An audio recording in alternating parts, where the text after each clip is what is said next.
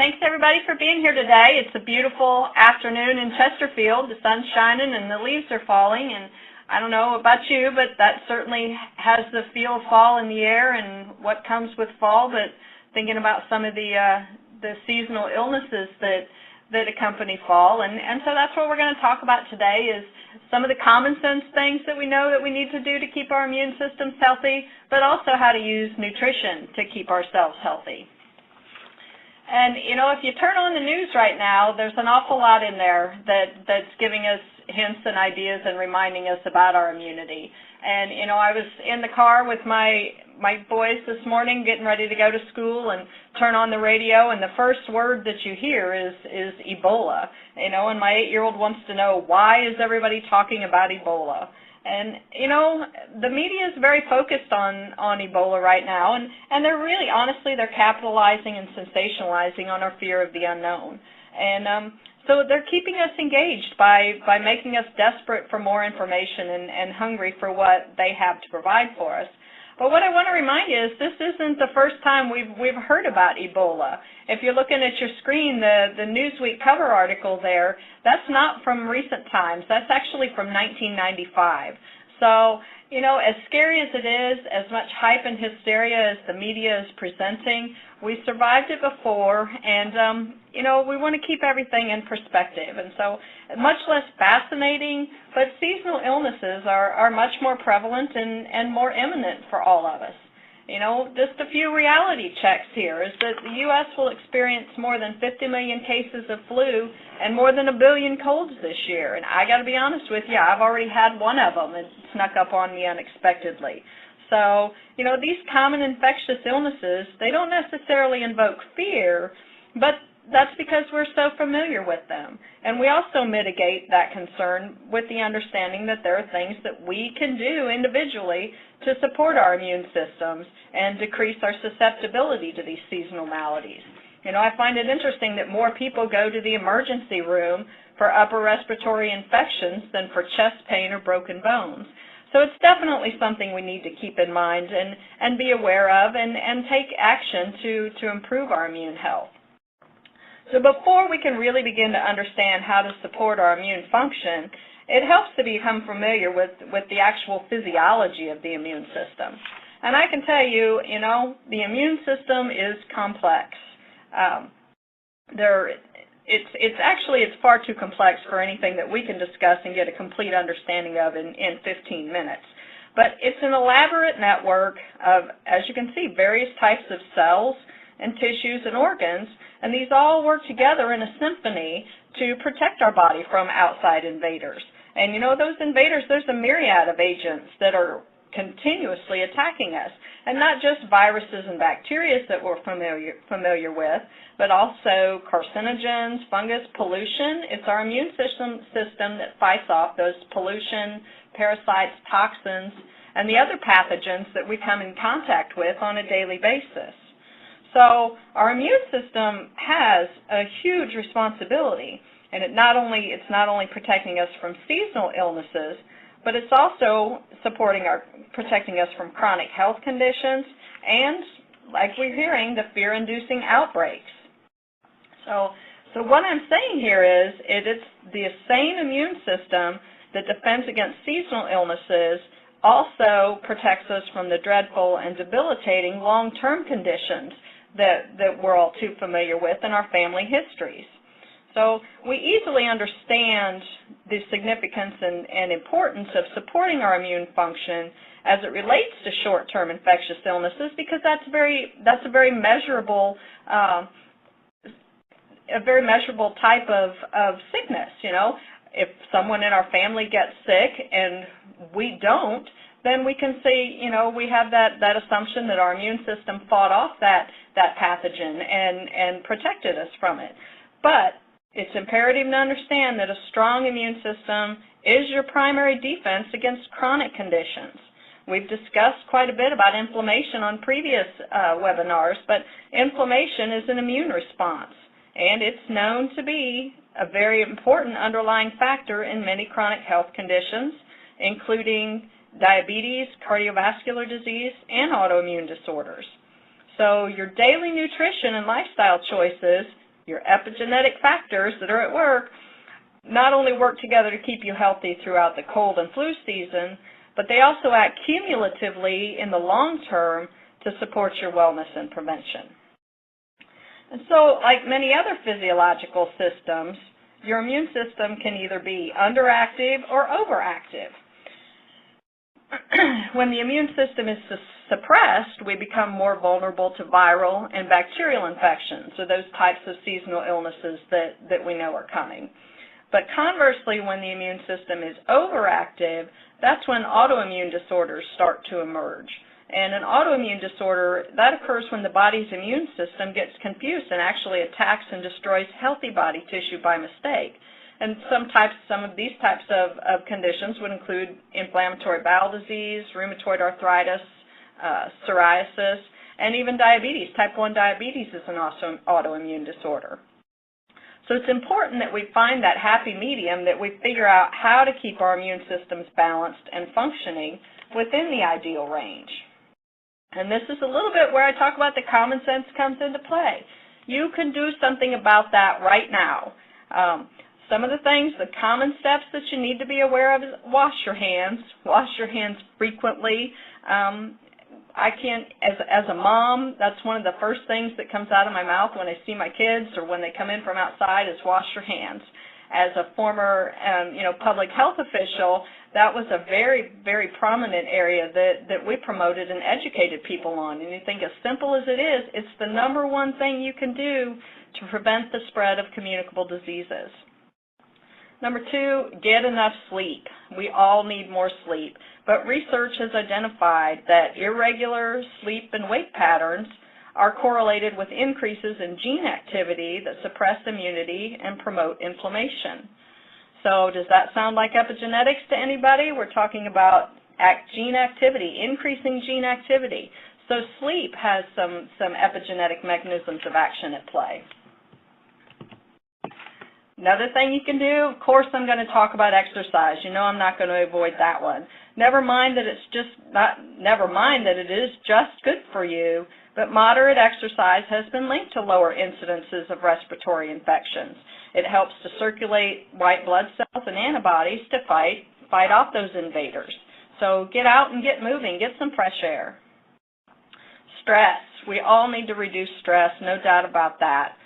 Chronic psychological, mental, emotional stress is definitely associated with the body losing its ability to regulate the inflammatory response, and it impairs normal immune function. Stress increases your cortisol levels, and that, that causes the body to divert resources away from internal activities. So your immune system suffers when those cortisol levels rise. But nutrition, the role between diet and immunity is very clearly established. Those who are undernourished and those who are overweight are at greater risk for infection. And we know that micronutrient deficiencies increase vulnerability to infection and disease. But we also know that obesity has been linked to poor wound healing and increased secondary infections. So we're going to take a little closer look at the relationship between nutrition and immunity. Because the immune system is so complex, supporting optimal immune function requires a balance of macro and micronutrients. You know, as we discussed, macronutrients play an important role in maintaining your healthy immune system, not only because it helps you maintain weight, but also because protein deficiency, which, while uncommon in healthy adults, it is a concern for children and the elderly. And insufficient protein increases susceptibility to infection by decreasing your cell production and compromising your mucosal barriers, which are along with your skin, are the number one line of defense against external pathogens. So dietary fats, specifically omega-3s and omega-6s, those healthy fats, those are critical to immune cell signaling, and partly due to their anti-inflammatory actions, but these fats are also metabolized by the immune cells to generate energy and are important structural components of cell membranes. But since most of us don't have trouble meeting our macronutrient needs, it's important to take a really close look at our micronutrient availability and supplementation. Regular dietary supplementation has been shown to improve immune response.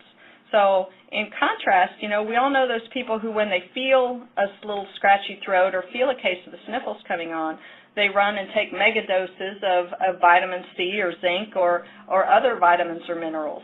But what research is showing is that it doesn't necessarily have a defined impact on preventing or delaying those seasonal illnesses.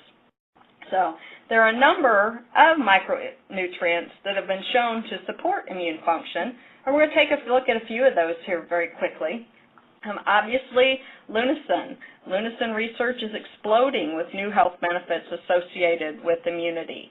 In addition to the anti-inflammatory properties that indirectly support immune response, the peptide has been shown to stimulate immune cell function, and that enhances your natural immunity, your innate immunity. Vitamin A, vitamin C, vitamin D, vitamin E, those are all extremely important to cell functioning and inhibiting the inflammation, but also maintaining mucosal barriers and acting as antioxidants. And vitamin D has actually been shown to regulate expression of target genes that support immune function. So once again, we're talking epigenetics there with vitamin D. Vitamins B6, B12, and folate are all required for amino acid synthesis and antibody production, along with several other cell-specific functions of the immune system. And zinc. Zinc is necessary for the immune cell's ability to generate healthy oxidants that attack invading pathogens. Because zinc isn't stored in the body, regular dietary intake is necessary. And like I mentioned before, large doses at the onset of an illness have not been proven to be effective. Probiotics have been shown to strengthen the gut epithelial barrier and stimulate the production of antibodies and other cells that are integral to adaptive immunity. And antioxidants are critical to get a good supply of those in our diet. They're molecules that prevent cells from being damaged by oxidative stress response to infection and pathogen. And dietary sources include, your brightly colored fruits and vegetables. So in addition to specific vitamins with antioxidant activity, there are a number of other dietary compounds, including polyphenols, flavonoids, and carotenoids, that are also very important antioxidants that we get in our diet on a regular basis. So research continues to identify immune health benefits of bioactives, but there's a primary focus in the growing body of research related to lunasin on the immune health functions. And some of the recent research that has come out is showing that lunasin, when combined with vaccines, increases the adaptive response to the vaccination. And lunasin is also being explored for its ability to enhance the immune function of patients compromised by chemotherapy. So we're going to continue to see an increasing body of research on lunasin and its immune supporting functions. But much like lunasin has evolved as a natural part of our diet, there are a number of other botanicals and herbs that have also been used for centuries to improve immunity. And we're talking about garlic, aloe vera, echinacea, ginseng, astragalus, and licorice root. And these are some common ingredients that we find in some of the Reliv products. And these, often considered folk remedies, these botanicals have drawn attention for their potential to influence immune health. Garlic has infection-fighting capability. Aloe vera, echinacea, ginseng are just a few of the other natural compounds that have been studied for their applications in supporting a healthy immune response. So how do we get all of these vitamins, minerals, macro, micronutrients, phytonutrients, herbs, and peptides in our diet? Well, I thought I'd share with you some of my favorite immune-boosting foods. And, if I could write a menu for my favorite meal, this is probably it. But the problem is this is not how I can eat every day. It's not convenient. It's not always accessible. And so we know that our diets are lagging in some areas. So, and if you're anything like my family, despite your best intentions, you do have nutritional gaps.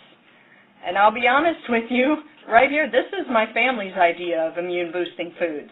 And it's funny, the labeling on this packaging that a common child cereal loaded with sugar has immune boosting properties. So it's important to understand that consumers understand and be vigilant and be aware that many foods can make claims about supporting immunity, quite simply because they contain some of those micronutrients that we already discussed. But, you know, in light of this, one of the areas that's seeing research is that excessive sugar intake has been shown to reduce the ability of white blood cells to attack pathogens. So it's interesting that a sugary children's cereal, on one hand, can promote its immune boosting functions, but also we know that based on this research that the sugar content can also suppress the immune system. So while it is preferable to meet our nutritional needs through whole food sources, you know, this isn't always practical or accessible, and so we end up with gaps in our nutrition. And that's where supplementation with the incredible line of products that Reliv has to offer is just an excellent way to assure you're getting the balance of nutrients to support your optimal immune function. And, you know, I always encourage Reliv customers and potential customers to work closely with their Reliv consultant to develop a customized program that's going to work for their individual needs, because that's when we get to the heart of epigenetics.